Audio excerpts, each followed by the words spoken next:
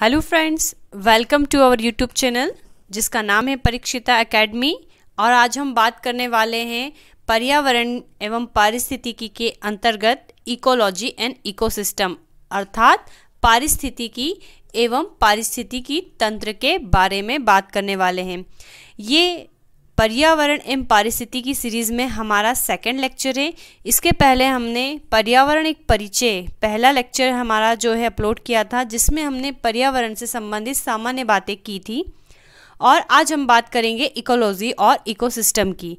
आगे बढ़ने से पहले हम आपको बता दें कि सबसे पहले हमें जानना चाहिए कि टॉपिक क्यों इम्पॉर्टेंट है। तो ये यूपीएससी की प्री प्लस मेंस, एमपीपीएससी या किसी भी स्टेट पीएससी का जो पर्यावरण वाला टॉपिक होता है, यूनिट होता है, उसकी प्री और मेंस पॉइंट ऑफ व्यू से इम्पॉर्टेंट होता है। इसके अलावा जितनी भी एग्जाम्स होते हैं उसमें इसके बेसिक क्वेश्चंस इससे पूछे जाते हैं। तो हम उन्हीं बातों को ध्यान में रख के हमने हमारा लेक्चर प्रिपेयर किया है। तो आइए हम आगे स्टार्ट करते हैं और आपसे अनुरोध करेंगे कि अगर आप हमारे चैनल पे नए हैं तो हमारे चैनल परीक्षिता एकेडमी को सब्सक्राइब करें। अगर आपको हमारा वीडियो पसंद आता है तो उसे लाइक शेयर ज़रूर करें। हम इसके लिए आगे बात करते हैं। और अगर आप इस यूनिट को अच्छे से समझना चाहते हैं, हम जानते हैं कि जो एमपीपीएससी का मेंस का पेपर है, प्री में तो पर्यावरण और पारिस्थितिकी शो कर ही रखा है। मेंस का जो पेपर है साइंस एंड टेक्नोलॉजी का पेपर 3 उसकी यूनिट 9 में पर्यावरण की यूनिट दे रखी है बहुत अच्छे से। इसलिए हमें पर्यावरण को समझना है और हम पूरे पर्यावरण पारिस्थितिकी के ऊपर सारे पॉइंट्स को कवर करेंगे।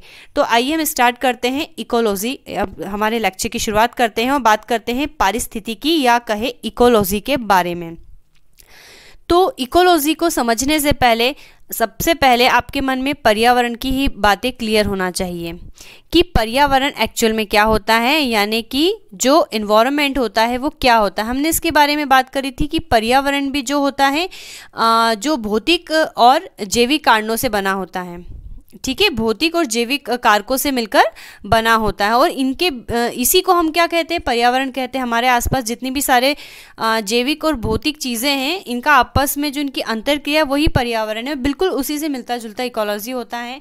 तो पारिस्थितिकी क्या है, विज्ञान की वह शाखा है जिसके अंतर्गत हम समस्त जीवों में हम भी आते हैं। और विभिन्न प्रकार के, चाहे वो माइक्रो ऑर्गेनिज्म है, बैक्टीरिया है, वायरस है, या फिर कोई दूसरे एनिमल्स के दूसरे लेवल हैं, सभी जीवों तथा और यहाँ तक कि प्लांट भी, ठीक है, तथा भौतिक पर्यावरण के मध्य उनके अंतर संबंधों का अध्ययन किया जाता है। किसमें, इकोलॉजी के अंतर्गत।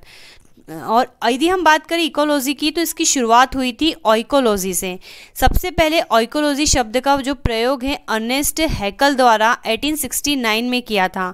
हो सकता है आपसे क्वेश्चन पूछा जाए एग्जाम में कि ऑइकोलॉजी शब्द का प्रयोग किसने किया था।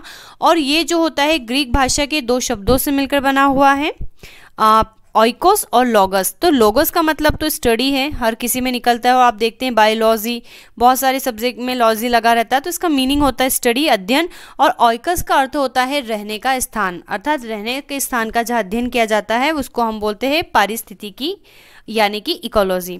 और यही आगे चलकर ऑइकोलॉजी जो है इकोलॉजी में कन्वर्ट हो गया है, फिर इसे इकोलॉजी कहा जाने लगा और आज हम इसे इकोलॉजी कहते हैं। तो याद रखिएगा, ग्रीक भाषा से लिया है। और इसी प्रकार हमने पर्यावरण की भी बात करी थी।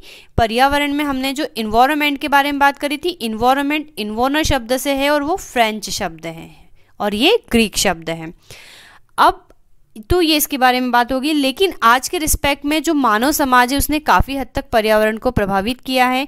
कहीं आधुनिक भौतिक चीज़ें वहाँ पर निर्माण के इंफ्रास्ट्रक्चर यदि हम कहें तो इसीलिए आज के रिस्पेक्ट में मानव समाज और उसकी भौतिक पर्यावरण की अंतरक्रिया का अध्ययन भी जो है इकोलॉजी में किया जाता है।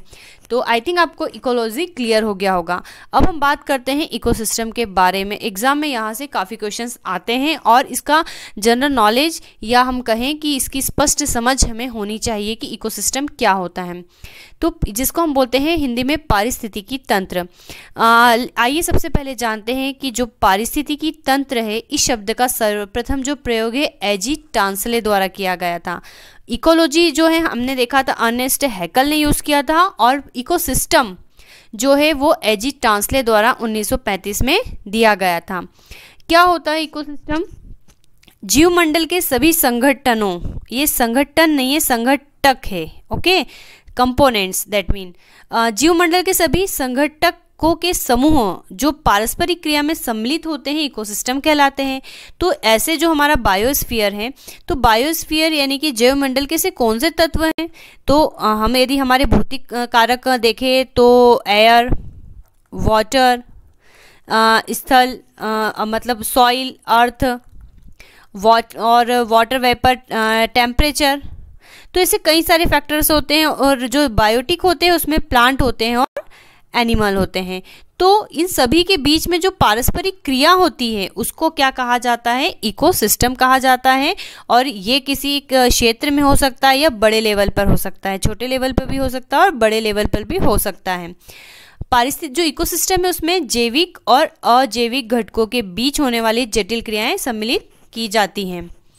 अगर हम बात करें पारिस्थितिकी तंत्र की विशेषता के बारे में, तो सबसे इम्पॉर्टेंट एक चीज़ हमें याद रखना है कि जो इकोसिस्टम है एक प्रकार का खुला तंत्र है जिसमें पदार्थों तथा ऊर्जा का सतत निवेश और बहिर्गमन होता है।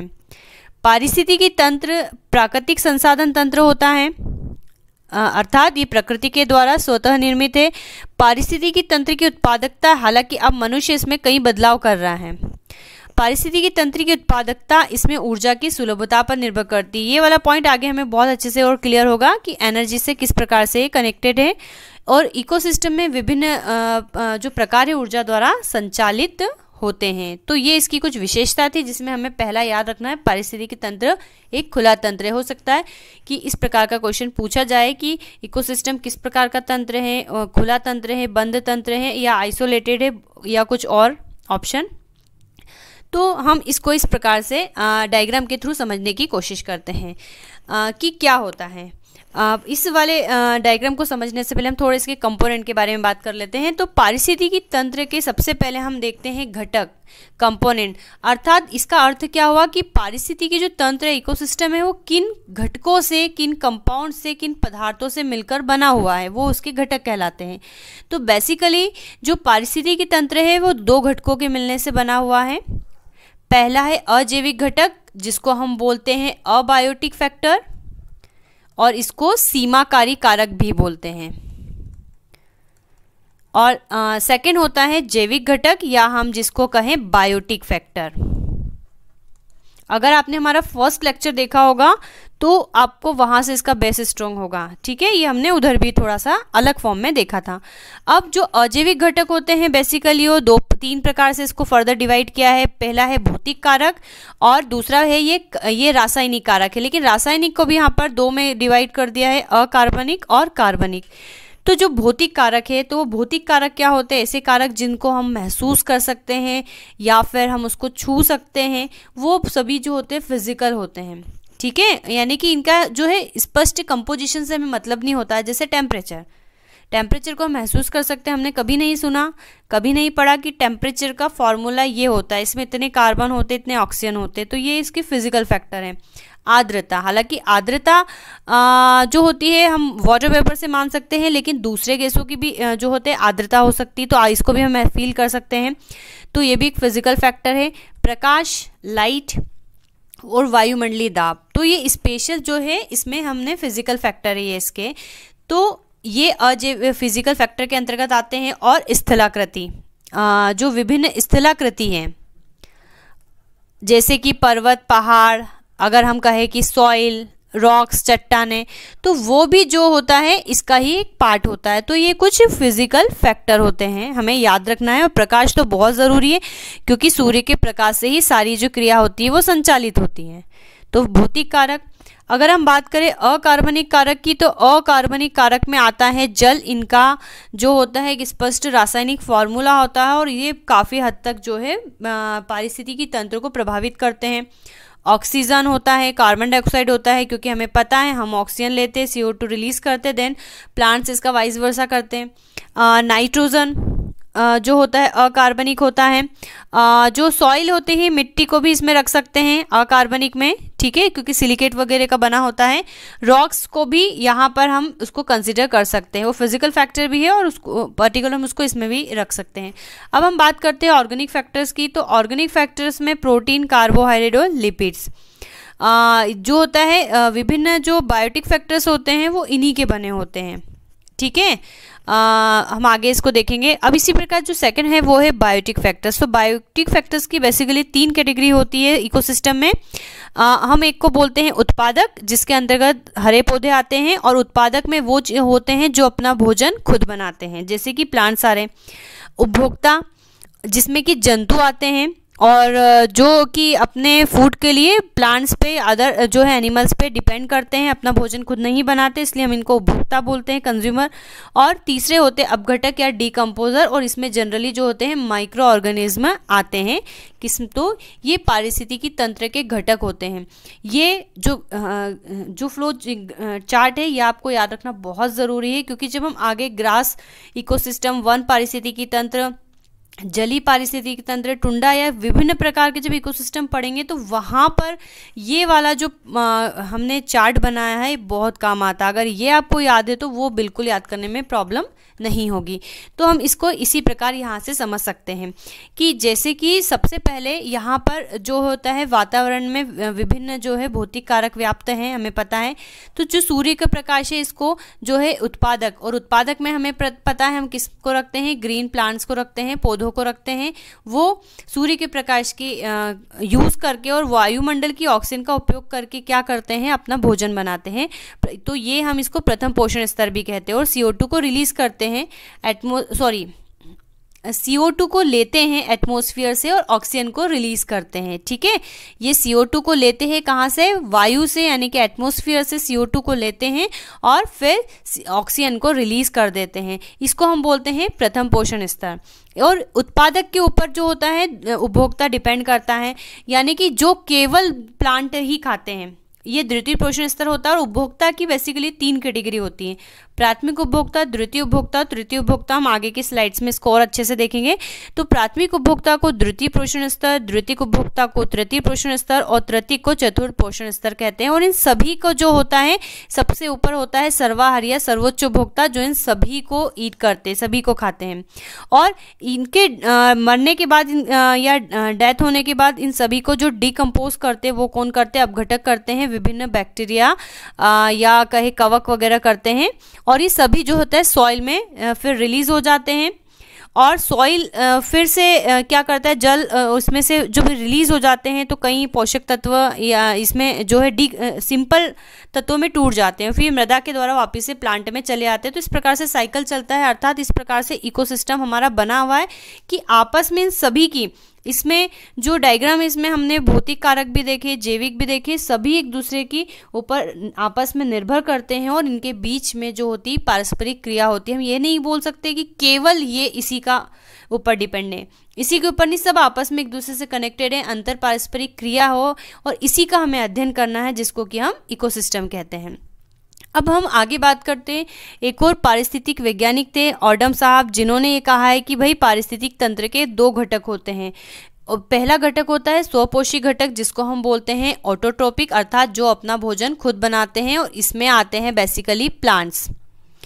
और परपोषी या हम कहें जो दूसरी हेट्रोट्रोपिक, जो अपना भोजन खुद नहीं बनाते हैं, हेट्रोट्रोपिक, और अपने फूड के लिए जो होते हैं प्लांट पे, अदर एनिमल्स पे डिपेंड करते हैं। तो उसमें इसको रखा ये ओडम के अनुसार था, लेकिन हमें आगे वाला ही क्लासिफिकेशन याद रखना है कि अबायोटिक, अनबायोटिक। अब हम बात करते हैं पारिस्थितिकी तंत्र की विशेषता की। तो ये रिपीट हो गया है, ओके। अब हम बात करते हैं अजैविक घटक की, अबायोटिक कंपोनेंट को हम और अच्छे से समझते हैं कि क्या होता है। तो सबसे पहले तो अबायोटिक कंपोनेंट अर्थात जिसमें जीवन या लाइफ नहीं है, प्लांट और एनिमल को छोड़कर सब कुछ जो होते हैं अबायोटिक कंपोनेंट के अंतर्गत आ जाएंगे। और इसे जो होते हैं सीमाकारी कारक भी कहते हैं, क्योंकि ये किसी भी जीव का उसके पर्यावरण से संबंधों का निर्धारण करते हैं। हमें पता है टेम्परेचर अगर कम है या ज़्यादा है तो जंतु या पौधों की प्रजातियों में अंतर हो सकता है, अर्थात ये उसको डिफाइन कर रहे हैं।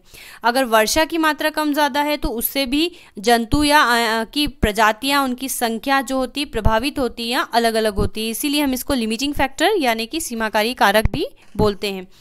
अजैविक घटकों में स्पेशली जो होते हैं मृदा, जल, वायु, प्रकाश ऊर्जा आदि आते हैं। इनमें बहुसंख्यक अकार्बनिक पदार्थ जैसे ऑक्सीजन, नाइट्रोजन आदि तथा रासायनिक एवं भौतिक प्रक्रिया जैसे कि वोल्केनोस, ज्वालामुखी, अर्थक्वेक, भूकंप, बाढ़, दावानल यानी कि जो जंगल में आग लगती है उसको दावानल कहते हैं। जलवायु, मौसम दशाएं जो होती है इसमें शामिल होती हैं।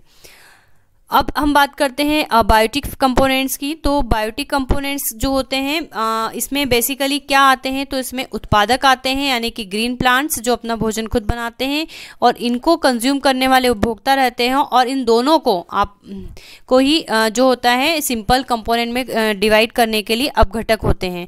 अर्थात जैविक घटक में 3 चीज़ें यहाँ पर शामिल है, उत्पादक, उपभोक्ता और अपघटक। उत्पादक जो होते हैं सुपोषित होते हैं जो कि साधारण तथा क्लोरोफिल युक्त जीव होते हैं और अकार्बनिक और जैविक पदार्थों को सूर्य के प्रकाश की उपस्थिति में संचित कर अपना भोजन बनाते हैं। जैविक घटकों को 3 प्रकार से क्लासिफाइड किया है जिसके बारे में हमने बात कर ली। अब आगे हम इनकी बात करते हैं पर्टिकुलर एक की, उत्पादक या स्वपोषी संगठक क्या होते हैं। तो उत्पादक यानी कि जो अपना भोजन खुद बनाते हैं, इसीलिए हम यहाँ पर स्वपोषी यानी कि ऑटोट्रॉपिक वर्ड का यूज करेंगे। तो इसके अंतर्गत जितने भी हरे पौधे हैं वो आते हैं और कुछ खास बैक्टीरिया और शैवाल भी आते हैं। सिम्बायोटिक जो नेचर होता है उसमें शैवाल जो होते हैं भाग लेते हैं जैसे लाइकेन में। तो ये क्या करते हैं, सूर्य के प्रकाश की उपस्थिति से जो सरल और अजैविक पदार्थ होते हैं उससे क्या करते हैं, अपना फूड बनाते हैं और इन्हें हम प्राथमिक उत्पादक कहते हैं। यानी कि जो पोषण होता है उसका पहला लेवल होता है, प्रथम पोषण स्तर पे उत्पादक होते हैं। तो स्थलीय पारिस्थितिक तंत्र में उत्पादक प्राय क्या होते हैं, जड़ युक्त पौधे होते हैं, जबकि गहरे जलीय पारितंत्र में फाइटोप्लैंक्टन नामक पौधे होते हैं। तो इनका भी जो होता है भौतिक कार्यों के कारण जो अलग अलग जो होती क्वालिटी होती है। अब हम बात करते हैं सेकंड उपभोक्ता की यानी कि कंज्यूमर की। तो कंज्यूमर जो होते हैं 3 प्रकार के होते हैं, प्राथमिक, द्वितीयक और तृतीयक उपभोक्ता। इसके बारे में हम आगे ग्राफ से समझ चुके हैं, लेकिन यहाँ पर देख लेते हैं और कि वे उपभोक्ता जो अपने भोजन के लिए पौधों पर निर्भर करते हैं प्राथमिक उपभोक्ता कहलाते हैं। जैसे सभी जो शाकाहारी जीव होते हैं जो केवल प्लांट के ऊपर डिपेंड होते हैं वो इसमें इस कैटेगरी में आ जाएंगे। द्वितीय उपभोक्ता में वो होते हैं जो प्राथमिक के ऊपर और प्लांट्स के ऊपर दोनों के ऊपर डिपेंड रहते हैं, वो या तो उसको खा सकते हैं या इसको खा सकते हैं, उसमें द्वितीय उपभोक्ता आते हैं। और तृतीयक उपभोक्ता होते हैं जो प्राथमिक, द्वितीयक और उत्पादक तीनों का सेवन कर सकते हैं या इनमें से एक या दोनों का सेवन कर सकते हैं। तो वो उसमें टर्शरी इसमें कंज्यूमर्स में आते हैं। जैसे बाज, बड़ी, शार्क, शेर, बाघ आदि जो होते हैं ये तृतीयक उपभोक्ता में आते हैं और ये शीर्ष मांसभक्षी होते हैं। ठीक है। इसी प्रकार जो थर्ड कैटेगरी है हमारे जैविक बायोटिक घटक की वो होती है अपघटक या मृतजीवी, जिसको हम बोलते हैं सैप्रोफाइट या डिकम्पोजर। तो ये क्या करते हैं, जो भी प्लांट या एनिमल होते हैं मृत जो डेथ होते हैं, मरे हुए रहते हैं, उनके ऑर्गेनिक पदार्थों को सरल पदार्थों में तोड़ देते हैं। और इसमें मुख्यतः ये काम कौन करते हैं, तो ये बैक्टीरिया और कवक करते हैं। और वो जो टूटा हुआ सिंपल कंपोनेंट जो होता है वो सॉइल में जो होता है मिल जाता है, मिक्स हो जाता है और उसको फिर विभिन्न पोषण स्तर यानी कि प्लांट के थ्रू वापिस से एब्जॉर्ब कर लिया जाता है। तो ये हमने अबायोटिक और बायोटिक यहाँ पर देखा। आगे एक स्पेशल टॉपिक की हम बात करते हैं पारिस्थितिकी कर्मता के बारे में। इसकी क्या होता है, इसको अगर हम इंग्लिश में कहें तो इकोलॉजिकल निके इसको कहते हैं। और ये वाला जो टर्म है ये हम बहुत अच्छे से जो है फर्स्ट लेक्चर में समझ चुके हैं कि क्या होता है।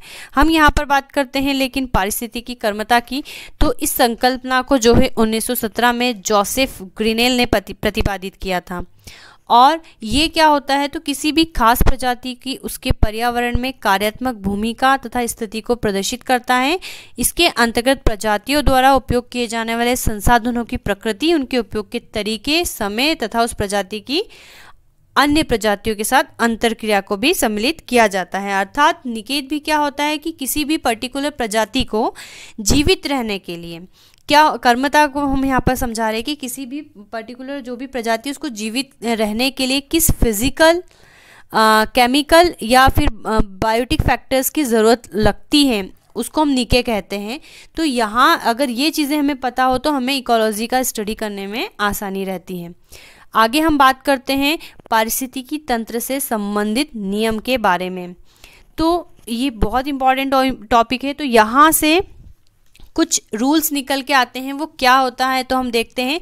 सबसे पहले तो जो इकोसिस्टम होता है उसमें 10 परसेंटेज का रूल अप्लाई होता है। अर्थात यहाँ पर ये समझा जाता है कि जो सन से एनर्जी पौधे क्या करते हैं, प्लांट यानी कि उत्पादक क्या करते हैं, हमने पढ़ा है उत्पादक अपना भोजन खुद बनाते हैं। तो भोजन खुद बनाते हैं तो ये उससे क्या करते हैं, ग्रोथ करते हैं और इनके पास एनर्जी आती है।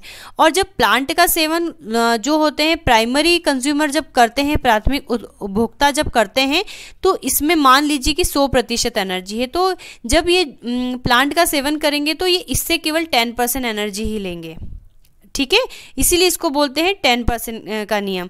अब जब प्राथमिक का सेवन द्वितीयक पोषण स्तर में जाएगा, तृतीयक पोषण स्तर में, तो ये यहाँ पर 10% एनर्जी है तो यहाँ पर 1% एनर्जी ही पहुँचेगी। और जब द्वितीयक का सेवन तृतीयक को उपभोक्ता करेंगे तो यहाँ पर भी 10% एनर्जी आएगी, तो 1 का 10% हो जाएगा 0.1%। इसी प्रकार जो डिकम्पोजर होते हैं, जब इसको डिकम्पोज करेंगे तो उनके पास जो एनर्जी जाएगी 0.01% जाएगी। ये हम जब ऊर्जा का प्रभाव पारिस्थितिकी तंत्र में पढ़ेंगे, जो कि हमारे नेक्स्ट वीडियो में आएगा, तब हम आपको इसको और अच्छे से क्लियर करेंगे। आई थिंक आपको यहाँ पर समझ में आ जाएगा। अर्थात 10% का नियम होता है और ऊर्जा का जो प्रवाह होता है वो हमेशा एक दिशीय प्रवाह होता है, राइट। ऊर्जा का जो प्रवाह होता है हमेशा एक दिशी होता है। इसका अर्थ ये हुआ कि इकोसिस्टम हमें पता है सौर विकिरण के रूप में ऊर्जा के निवेश से संचालित एवं कार्यशील होता है। और ऊर्जा जब विभिन्न रूपों में जाती है, अर्थात प्लांट इससे एनर्जी प्राप्त नहीं कर सकता है, ये इससे नहीं, मतलब ये उल्टा प्रोसेस नहीं हो सकता, इसका मतलब ये है। तो अर्थात ऊर्जा का जो प्रवाह वो एक दिशी प्रवाह होता है। सूर्य तप या बात करें हम इंसोलेशन की, तो सूर्य से प्राप्त होने वाला जो लाइट है, प्रकाश है, उसको सूर्य तप कहते हैं। हम आगे इसकी बात कर चुके हैं। वर्षा की मात्रा, मिट्टी की प्रकृति, जलवायु तथा रासायनिक कारक भी जो होते हैं पारिस्थितिक तंत्र के महत्वपूर्ण घटक होते हैं। समस्थिति क्रियाविधि, इसका क्या अर्थ हुआ कि पारिस्थितिकी जो होता है स्थिरता समस्थिति क्रियाविधि यानी कि होम्योस्टेसिस मैकेनिज्म द्वारा बनी होती है। अर्थात पारितंत्र में या इकोसिस्टम में होने वाले कोई भी अवांछित परिवर्तन द्वारा स्वतः समायोजित कर लिया जाता है। अर्थात प्रकृति अपने आप को स्वतः जो होती है बैलेंस कर लेती है। हम इसको देखते हैं, इसलिए तो हम कहते हैं कि जो मानव की औद्योगिक घटनाएं बढ़ रही है औद्योगिकरण की, तो ग्लोबल वार्मिंग आती है या बर्फ पिघल रही है, तो पृथ्वी अपने आप को बैलेंस करने की कोशिश करती है। अब पारिस्थितिकी तंत्र जो होता है जैविक और अजैविक दोनों घटकों से मिलकर बना होता है। एक रूपतावाद का नियम होता है, अर्थात भौतिक और जैविक प्रक्रम आज भी वही है जो कभी अतीत में थे और भविष्य में भी वही रहेंगे, ऐसा माना जाता है। बढ़ती पोषण स्तर में शोषण द्वारा ऊर्जा का जो होता है सापेक्षिक हास्य होता है। अब हम बात करते हैं पारिस्थितिकी तंत्र के प्रकार के बारे में, अर्थात टाइप्स ऑफ इकोसिस्टम। तो बेसिकली जो इकोसिस्टम होते हैं वो 2 प्रकार के होते हैं, बड़ा सिंपल क्लासिफिकेशन। एक होता है नेचुरल इकोसिस्टम जो कि प्राकृतिक रूप से निर्मित है, जैसे वन, जंगल, हम कहें घास का मैदान। और सेकंड होता है मानव निर्मित पारिस्थितिकी तंत्र। अब यहाँ पर हम इसको डायग्राम से समझ लेते हैं कि जो प्राकृतिक पारिस्थितिकी तंत्र होता है इसको आगे भी जो है क्लासिफाइड किया गया है। तो जो प्राकृतिक पारिस्थितिकी तंत्र है ये भी 2 भागों में डिवाइड किया जाता है। इसको हम बोलते हैं स्थलीय इकोसिस्टम और एक फिर होता है जलीय पारितंत्र। स्थलीय इकोसिस्टम को भी जो है 4 भागों में डिवाइड किया गया है, घास के मैदान, वन, मरुस्थल और टुंड्रा। और जो जलीय पारितंत्र यानी कि एक्वेटिक इकोसिस्टम होता है इसको भी 3 भागों में डिवाइड किया गया है। अलवणीय पारितंत्र अर्थात fresh water ecosystem like river, lake, ये फ्रेश वाटर इकोसिस्टम है। समुद्र पारितंत्र होता है इसको समझने की मैराइन इकोसिस्टम जिसको बोलते हो। संक्रमणकालीन पारितंत्र मतलब जो इन दोनों का मिश्रण होता है, यानी कि जिसमें पानी भी होता है और स्थल भी होता है, संक्रमण होता है, मिक्स होता है, जैसे कि कोरल इकोसिस्टम होता है। हम आगे सभी को और अच्छे से देखेंगे। तो ये जो है प्राकृतिक पारिस्थितिकी तंत्र के प्रकार है। इसी प्रकार जो मानव निर्मित पारितंत्र है, जैसे सौर ऊर्जा पर निर्भर अर्थात एक्वाकल्चर और जो कृत्रिम तालाब होते हैं वो मानव निर्मित होते हैं। जीवाश्म ईंधन पर निर्भर जैसे नगरीय और औद्योगिक पारितंत्र, ये मानव निर्मित पारितंत्र हैं। तो हमने इसके बारे में बात की। तो फ्रेंड्स आज हमने जो है इकोसिस्टम का जनरल इंट्रो देखा है, हमने इकोसिस्टम देखा है, इकोसिस्टम के कंपोनेंट देखे, इकोसिस्टम के जो नियम देखे हैं, विशेषता देखी है और उसके प्रकार देखे हैं। अभी हमने जो ये प्रकार देखे हैं, अब हम इसको एक एक करके अच्छे से पढ़ेंगे, क्योंकि एग्जाम्स में इसके बारे में पूछ लिया जाता है कि वन पारिस्थितिकी तंत्र के घटक लिखिए, या किस प्रकार से इसको लिखना है, इसकी क्या एग्जाम्पल है। हम आगे आने वाले वीडियोस में इसके बारे में पढ़ेंगे। तो आई होप आपको हमारा वीडियो पसंद आया होगा। अगर आपको हमारा वीडियो पसंद आया है तो हमारे चैनल को सब्सक्राइब करें, हमारे वीडियो को लाइक और शेयर ज़रूर करें। Thanks for